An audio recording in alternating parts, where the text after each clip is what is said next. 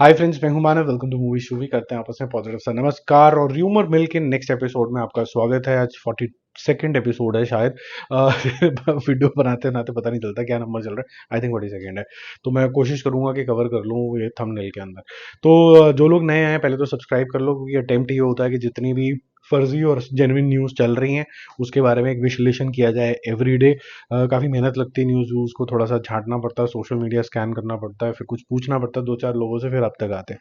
चिरंजीवी साहब को Guinness book of record के अंदर एक नया मुकाम मिल गया है उनको। आमिर खान ने और बाकी सब लोगों ने, representative of Guinness book of record के जो बंदे हैं, उन्होंने नवाजा है एक नए रिकॉर्ड से। उन्होंने 537 सॉन्ग्स के अंदर डांस किया है। और ये जो सॉन्ग्स हैं ये 156 मूवीज के अंदर है। लगभग लगभग 4 सॉन्ग्स के अंदर ये डांस इन्होंने कर लिया है पर प्रति मूवी। और ये जबरदस्त तरीके का रिकॉर्ड बन गया है। किसी को नहीं पता था कि इस तरीके का भी कोई रिकॉर्ड हो सकता है नाचने का एक हीरो द्वारा। ठीक है, नंबर ऑफ मूवीज के ऊपर नहीं है, नंबर ऑफ नाचने के ऊपर है ये। तो he is very happy and his son is also very very happy. उनके दोनों की फोटोज जो है वायरल हो रही हैं। अब बहुत सारी ऐसी लिस्ट बनी थी, इंक्लूडिंग कल्कि, including lot of other movies, लापता लेडीज, एनिमल, ये बहुत सारी थी कॉन्टेम्पलेशन के अंदर कि हमारी ऑस्कर एंट्री इस साल की क्या होगी। और जो गई है मूवी ऑफिशियल एंट्री वो है लापता लेडीज। अब क्वेश्चन आपके ऊपर है कि ये आपको क्या लगता है कि ठीक है। देखो, मैं पर्सनली जो मानूं ना, तो मैं चाहता हूं कि इंडिया का जो रिप्रेजेंटेशन है आज के अंदर वर्ल्ड के अंदर, जब हम जाते हैं बाहर घूमने घूमने भी, वो चेंज हो रहा है। वो ये आ रहा है कि यार ये टेक्नोलॉजी में बड़े स्मार्ट हैं, ये बड़े मेहनती हैं, यहाँ पर प्रोग्रेस बहुत हो रही है, यहाँ पर फास्टेस्ट जीडीपी की ग्रोथ है, ये वो है। फिर हम दिखाते हैं गांव खड़ा एकदम जाके। यार मतलब गरीबी क्यों दिखानी है? There is a brighter side to the world also. तो मेरे को लगता है कि यार फिर कल की दिखा देते कि भाई हम ऐसा भी कुछ बना सकते हैं। ठीक है, ब्रह्मास्त्र पुराने जमाने में कभी जाती तो वो जानी चाहिए थी कि भाई हम टेक्नोलॉजी, वीएफएक्स, इस तरीके की चीजें भी कुछ कर सकते हैं। ये मतलब क्या दिखा रहे हो आप कि मतलब हम चाहते हैं कि ये जो धारणाएं हैं जो गाँव खेड़ों में चल रही हैं, ये चेंज हो जाए इवेंचुअली, ये भी लोग मॉडर्नाइज हो जाएं, ये लोग भी इंडिपेंडेंट हो जाएं, विमेन इंडिपेंडेंट हो जाएं। तो क्या दिखाने की जरूरत है? मुझे तो समझ में आता नहीं। बट आपका क्या व्यू पॉइंट है, कमेंट करके जरूर बताना। फिर हम बात करते हैं पवन कल्याण की हरिहरा वीरामलू। हिंदी बेल्ट में ये इसलिए ज़्यादा थोड़ा सा अट्रैक्शन लेके जाएगी क्योंकि इसके अंदर बॉबी देओल है। तो जो लॉर्ड बॉबी का क्रेज है वो थोड़ा सा इसके अंदर भी है। जो लुक है वो जो इसके अंदर जो आउट हुई थी, बड़ी आश्रम टाइप की लुक है वो। बड़े बड़े बाल और ये सब कुछ नहीं है, बड़ी नॉर्मल टाइप की लुक है। लेकिन बताया जा रहा है काफ़ी ज़्यादा इफेक्टिव उनका रोल होगा मुस्लिम कम्युनिटी के अगेंस्ट जिन्होंने अत्याचार करे थे। सितंबर में ये रिलीज होनी थी, लेकिन अब सितंबर तो पूरा निकल गया, तो उन्होंने दोबारा से अनाउंस करा कि हम 28 मार्च 2025 में आएंगे। जब आएंगे तब देखेंगे। दबंग 4 क्या लगता है क्या होगा? तो जो नई स्टेटमेंट्स आई हैं कि जी हम तो दबंग वबंग खेल ही नहीं रहे हैं तो ये कहाँ से आ गया दबंग का चुलबुल पांडे सिंघम 3 के अंदर? और तभी मैंने चैनल पे कवर भी नहीं करी थी ये न्यूज़, तो मुझे पता था कि ये सब फेक है। और जो लेटेस्ट न्यूज़ है वो ये है कि जी दबंग 4 तो दूर दूर तक कॉन्टेम्पलेशन के अंदर भी नहीं है, रडार के अंदर भी नहीं है। और मेरे ख्याल से ऑनेस्टली स्पीकिंग, बुरा नहीं मनाना चाहिए, जिस एज ब्रैकेट से अब जितने भी खान्स है वो निकल रहे हैं, और एक आधे साल में ये दबंग वबंग नहीं बनी तो ये फिर बननी ही नहीं चाहिए भाई। वो वाला दबंगगिरी आएगी नहीं इसके अंदर, एजेड हो जाएगा आदमी। तो कुछ नए तरीके का कॉन्सेप्ट लेके आओ, एक्सपेंडेबल जैसा, वो चलेगा।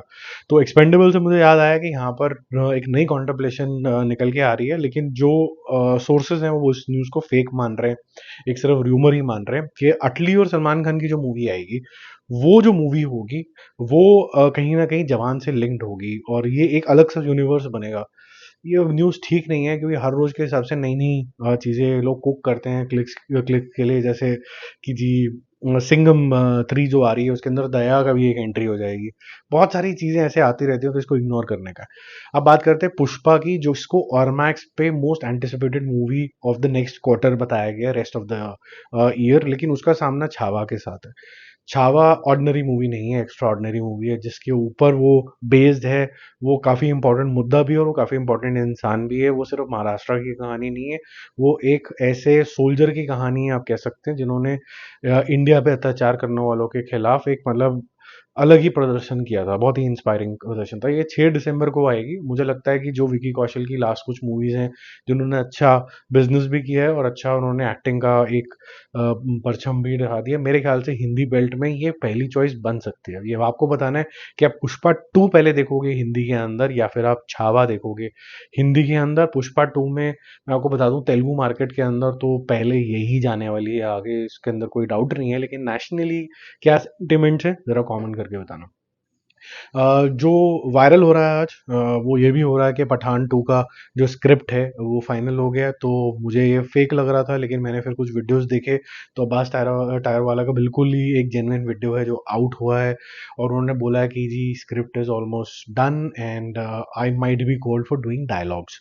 तो इन्होंने किंग के भी डायलॉग लिखे हैं और पहले भी कुछ वाईआरएफ के लिए डायलॉग्स लिखे हैं। तो वी आर होपफुल कि पठान 2 का काम खत्म हो गया, और बहुत अच्छी बात है। मैं बहुत बारी बोल चुका हूँ कि जिस एज ब्रैकेट से ये लोग निकल रहे हैं, ये फटाफट से पठान 2, टाइगर वर्सेस पठान, ये सब निपटा दो एक दो दो तीन साल में, फिर कुछ नया कॉन्सेप्ट के ऊपर बात करेंगे। तब तक ये डन एंड डस्टेड भी हो जाएगा मामला सारा का सारा। लेकिन अब इंटीग्रेशन जो भी कैरेक्टर की किसी भी कैरेक्टर के साथ हो, वो एक इंटेग्रल पार्ट प्ले करे, स्टोरी को आगे लेके जाए। ये नहीं है मैं बचाने आ गया, उसको बचाने की जरूरत नहीं है, तभी तो वो हीरो बना रखा है उसको। तो कुछ अलग तरीके का कुछ करना पड़ेगा। एवेंजर्स जैसा बनाना है तो हर एक डिस्टिंक्ट पर्सनालिटी होनी चाहिए। पठान, कबीर या फिर टाइगर, इन सबकी पर्सनालिटीज अब ओवरलैप करने लग गई है।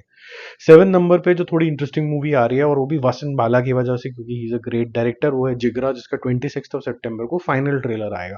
तो I am just keeping my fingers cross के इसके अंदर सारे टैलेंटेड लोग हैं, तो ये पिक्चर भी उसी तरीके की आनी चाहिए। सिग्निफिकेंट मूवी है, जो विमेन पावर, विमेन फेमिनिज्म के ऊपर भी ये सारी चीज़ के ऊपर थोड़ा सा रोशनी डालती है, क्योंकि why only men becomes the saviour, even the women can. In Hollywood we are seen lot of movies where women is the saviour. तो मतलब ऐसी एक परंपरा यहाँ पर भी चल पड़ेगी अगर इस तरीके की मूवी चलती है तो। बाकी जेम्स कैमरन ने एक मूवी बना रहे हैं, थोड़ी सी मेरे को लगता है इमोशनल सी जर्नी होगी, द ट्रेन टू हिरोशिमा। जब बम बम फटा था वहां पर हिरोशिमा नागासाकी से, एक इंसान था जो हिरोशिमा से भी बच गया, फिर नागासाकी से भी बच गया, उसकी जर्नी के ऊपर ये फोकस होगा। जनरली जेम्स कैमरन बहुत ही साई-फाई फ्यूचरिस्टिक टाइप की मूवी बनाते हैं, ये बैक इन टाइम जाएगी। और ये मुझे ऐसा लगता है कि इसके अंदर कोई टेक्नोलॉजी कम और इमोशंस आप तक पहुंचाने का पूरा काम करना होगा। तो अगर ये कर रहे हैं तो ये बहुत ही अनयूजुअल होगा जेम्स कैमरन के लिए भी, बहुत चैलेंजिंग भी होगा।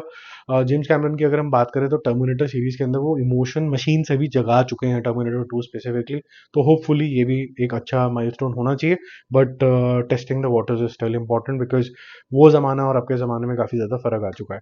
डॉन 3 जो है वो मार्च 2025 से शुरू हो जाएगी, ऐसी न्यूज़ है, वो हो भी जाएगी, क्योंकि फरहान अख्तर का भी इंटरव्यू आया था कुछ टाइम पहले। क्विकली चलते हैं देवारा के ऊपर। देवारा का जो रिलीज ट्रेलर है वो मैंने देखा है। देखो ऑनेस्टली 27 सितंबर को ये आ रही है, काफ़ी मैसिव सी इसकी एडवांस बुकिंग भी हो जाएगी। इतनी एडवांस बुकिंग है कि जो इनका प्री रिलीज फंक्शन है वो तक कैंसिल करना पड़ा, because the man of the masses junior NTR uncontrollable, जिसे कहते हैं ना, भीड़ में घिर गए और उसके बाद फिर वो शो ही कैंसिल हो गया। ऐसा बुरा हाल है, तो आप समझ लीजिए कितना बड़ा ये रिलीज होने वाला है। लेकिन मुझे ऐसा लगता है ये सिर्फ तेलुगु मार्केट के अंदर इतना बड़ा चमत्कार होने वाला है। हिंदी बेल्ट के हिसाब से पिक्चर नहीं लग रही है ये। ऑनेस्टली मेरे को दो ब्राइट साइड लगी हैं इसकी, एक तो genuine Hindi dubbing of junior NTR, और कुछ भी नहीं। और दूसरा मैक्सिमम मुझे जो नुआंस्ड कैरेक्टर लग रहा है सैफ अली खान का, वो अभी ये मूवी को जेन्युइनली बहुत मुझे सरप्राइज करना पड़ेगा, क्योंकि इसके ट्रेलर में सब कुछ ऑलमोस्ट स्टोरी के बारे में बता दिया गया है। और मतलब इतनी एक्साइटमेंट मुझे तो नहीं हो रही है, आपको हो रही है तो आप भी हर एक पॉइंट पे जरा कमेंट करके बता देना। अली अब्बास जफर ने बोला है कि जी बड़े मियाँ छोटे मियाँ के पेमेंट नहीं मिली। तो जो डायलॉग है ना अक्षय कुमार का, मुझे वो याद आ गया, इसकी पेमेंट काटो। ये ओवर एक्टिंग कर रहा है, वो पूरी पिक्चर ही मतलब थोड़ी सी इस तरीके के जोन के अंदर चली गई थी कि कॉन्सेप्ट अच्छा था, मतलब काफी इफेक्टिव हो सकता था, बट थोड़ा ड्रामाटाइज एक्स्ट्रा ही वर्जन हो गया। मास्क वास्क ये सब चीजों की जरूरत नहीं थी, एआई तक रहने देते तब तक ठीक था। बट ये थोड़ा सा पैसे वैसे तो कटने कटने चाहिए थे, लेकिन जो उन लोगों ने पूजा एंटरटेनमेंट ने पैसे देने हैं, वो थोड़ा सा प्रॉब्लमेटिक ये है कि एक साइड वो न्यूज़ देते हैं कि भाई हमारा जो मेन बिजनेस है उससे बहुत फायदे हो रहे हैं, तो हम अपना बड़ा नया ऑफिस बना रहे हैं, और एक साइड लोगों के पैसे नहीं दे रहे हैं। तो ये थोड़ा सा अजीब लग रहा है। उस साइड पे अक्षय कुमार कह रहा है भाई मेरी फीस मत दो, बाकियों की पैसे निकाल दो, टेक्नीशियंस के पैसे दे दो।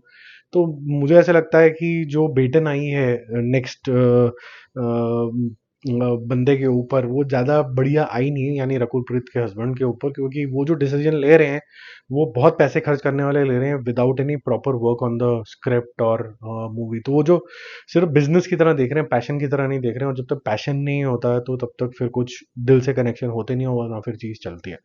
12 नंबर पे महेश बाबू को इक्वेट करा जा रहा है जॉन विक से, क्योंकि उनकी लुक एक जैसी लग रही है, जैसा आप थंबनेल के ऊपर भी देख रहे होंगे।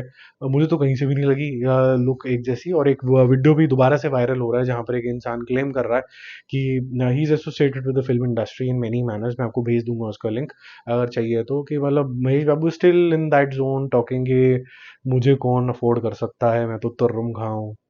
तो वो ऐसे ना फिर रिस्पेक्ट जो होती है वो बिल्कुल ही जीरो हो जाती है, कि मतलब ये कि मतलब हिंदुस्तान है, सब इंडियंस हैं, सब बराबर हैं, मतलब तुम बड़े हम छोटे, तुम छोटे हम बड़े।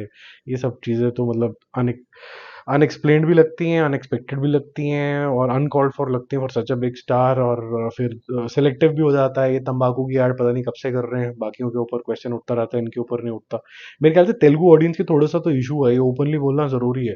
वो ब्लाइंडली बस मतलब एक्टर एक्टर एक्टर करते रहते हैं, थोड़ा डेप्थ में कम जाते हैं वो लोग। ऐसा लगता है कि आपको इसके बारे में भी कमेंट कर रहे हो? हाँ।